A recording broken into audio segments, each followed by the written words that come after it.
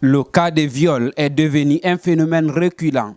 Le dernier cas en Guinée en date le 29 juin 2022 à Kobaya. Mama Touré, c'est la fille de 10 ans qui aurait été violée et tuée. La grand-mère de la victime explique la circonstance dans laquelle l'acte s'est produit.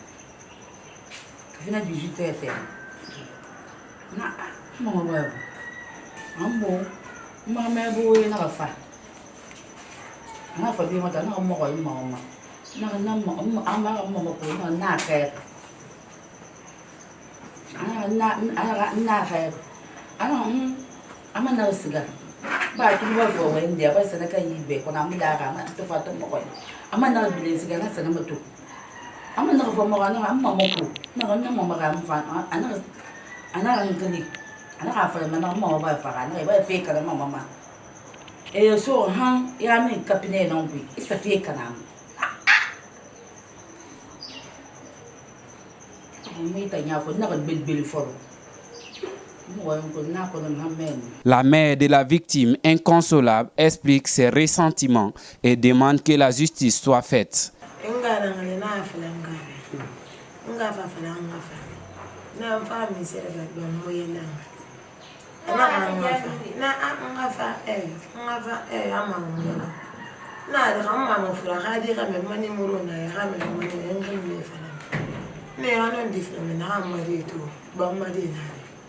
Idi sagambi la na bi mbali ga mekere nem donc ma de mo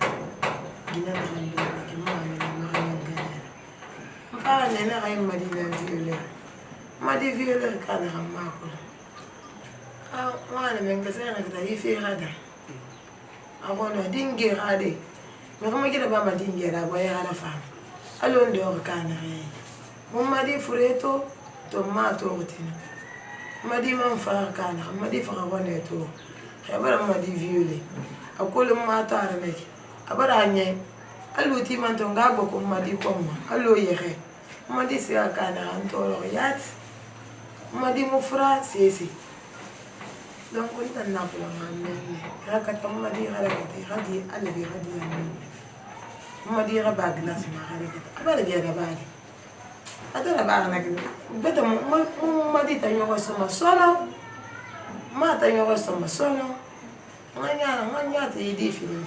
Le procureur général de la République, M. Charles Wright, promet de rendre claire cette affaire et que les coupables soient destinés de leur sort. C'est du meurtre, mais lorsque vous le faites avec guet-apens, ça devient de l'assassinat.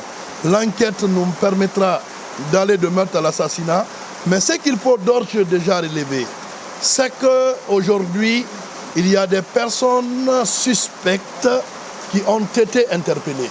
C'est-à-dire, au-delà des autorités religieuses qui ont été interpellées, hier, on a procédé à l'interpellation de 6 autres personnes. J'ai dit à la famille, l'on ne peut pas vouloir une chose et son contraire. Vous ne pouvez pas demander à ce que justice soit faite et que certains membres de la famille puissent constituer d'obstacles par rapport à la recherche, la manifestation de la vérité dans cette affaire.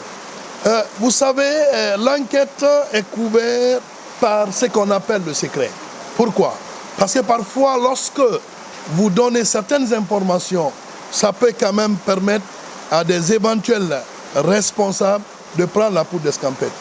Aujourd'hui, étant sous les lieux, ça nous a permis de comprendre qu'il y avait un groupe de jeunes qui étaient venus, renvoyés par la grand-mère au niveau de la concession familiale pour des fins de maraboutage, pour des fins de fétichisme, et qu'il y avait toute une organisation au niveau de la nuit par rapport à cette concession où la femme habitait, où la jeune fille habitait avec sa grand-mère.